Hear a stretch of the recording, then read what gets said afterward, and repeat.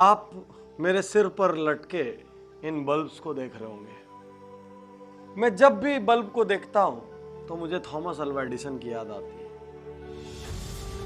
Thomas Alva Edison को जब वो छोटे थे तो उनकी स्कूल की टीचर ने उनको मंद बुद्धि कहा था और स्कूल से निकाल दिया था। और थॉमस अल्वा एडिसन के माता पिता को कहा था कि हमारी स्कूल में हम इसको नहीं पढ़ा सकते, ये बहुत मंद बुद्धि है और आप इसको घर में पढ़ाइए। थॉमस अल्वा एडिसन की मां ने उनकी बात को मानने से इनकार कर दिया और उन्होंने बोला मेरा बच्चा मंदबुद्धि नहीं हो सकता, मैं इसको घर में पढ़ाऊंगा। और थॉमस अल्वा एडिसन आज दुनिया के उन वैज्ञानिकों में से जाने जाते हैं जिनके नाम से मैक्सिमम इन्वेंशंस हैं, दुनिया के टॉप 10 में से एक। यदि थॉमस अल्वा एडिसन की मां ये मान लेती कि मेरा बच्चा मंदबुद्धि है तो पूरी जिंदगी वो उसको मंदबुद्धि की तरह ट्रीट करती रहती और वो मंदबुद्धि बन जाता।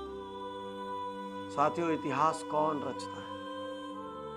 इतिहास वो नहीं रचते जो लोगों की बात सुन के मान लेते हैं कि मैं कमजोर हूं, मैं हीन हूं, मैं नहीं कर सकता, मुझे नहीं आता। इतिहास वो नहीं रचते जो किसी दूसरे की राय के लिए अपने संकल्प छोड़ देते।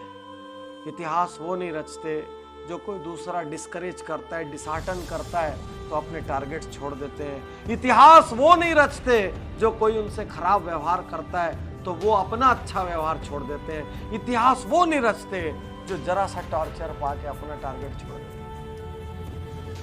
इतिहास वो रचते हैं जो सहते हैं। इतिहास वो रचते हैं जो खड़े होते हैं।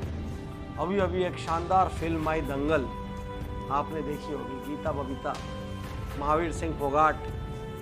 कैसी इतिहास है। जब महावीर सिंह फोगाट ने अपनी बेटियों को तैयार करना शुरू किया तो पूरे गांव ने मजाक उड़ाया। महावीर सिंह फोगाट ने उनको सुबह सुबह उठाया, उनके बाल कटवा दिए, उनके खाने पीने पर रोक लगा दी, सब। यहां तक कि उनके बच्चों ने उनको दुश्मन समझ लिया। और ऐसा ही कई बार होता है, ढेर सारे बच्चे अपने माँ बाप को दुश्मन समझ। लेकिन एक दिन उनको समझ आया जब उनकी सहेली कहती है कि तुम्हारे पिता तुमको संतान तो समझते कम से कम, इसलिए तुम्हारी फिक्र करते। साथियों, महावीर सिंह फोगाट ने पहले इतिहास रचा, गीता बबीता ने बाद। महावीर सिंह फोगाट ने वो बीज लगाया, उनको सींचा, बड़ा किया, सारी दुनिया के तिरस्कार महावीर सिंह फोगाट ने। साथियों, आज आपका तिरस्कार हो रहा है कहीं और आप यदि उसकी वजह से हिम्मत हार के बैठ गए तो आप बड़े नहीं हो। भरी गर्मियों में जिस सूरज का तिरस्कार होता है, सर्दियों में उसी सूरज का इंतजार होता है।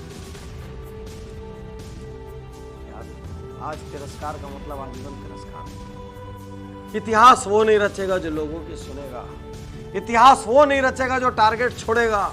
इतिहास वो नहीं रचेगा जो हीन भावना में चले जाएगा। इतिहास वो नहीं रचेगा जो दूसरों को सुपीरियर और खुद को इंफीरियर समझेगा। इतिहास वो नहीं रचेगा जो अपग्रेड करने को तैयार नहीं होगा। इतिहास वो नहीं रचेगा जो जरा जरा सी बात पे घबरा जाएगा। इतिहास वो नहीं रचेगा जो सैकड़ों लोगों का अप्रूवल लेगा। इतिहास वो नहीं रचेगा जो इनडिसिसिव है, जो निर्णय नहीं लेता। इतिहास वो नहीं रचेगा जिसके पास विल पावर नहीं है।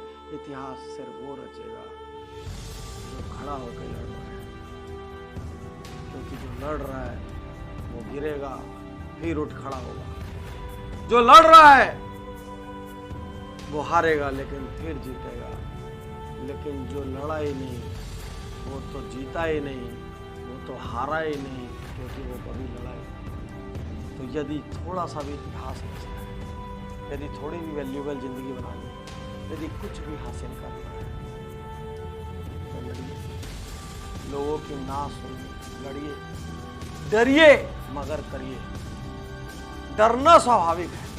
किसी बड़े काम को करते हुए डर लगता है, किसी संकल्प को पूरा करते हुए डर लगता है, किसी राह पे चलते हुए डर लगता है। दुनिया की बड़ी ऑनलाइन अखबार की मालिक एरियाना हफिंगटन कहती है मुझे बहुत डर लगता है, मैं डरती हूं because fear is normal, but मैं फिर भी करती हूं क्योंकि उसको करना जरूरी है। डरिए मगर करिए, क्योंकि इतिहास डरने वालों को याद नहीं रखेगा, इतिहास करने वालों को याद रखेगा। सम्मान डरने वालों का नहीं होगा, सम्मान करने वालों का होगा।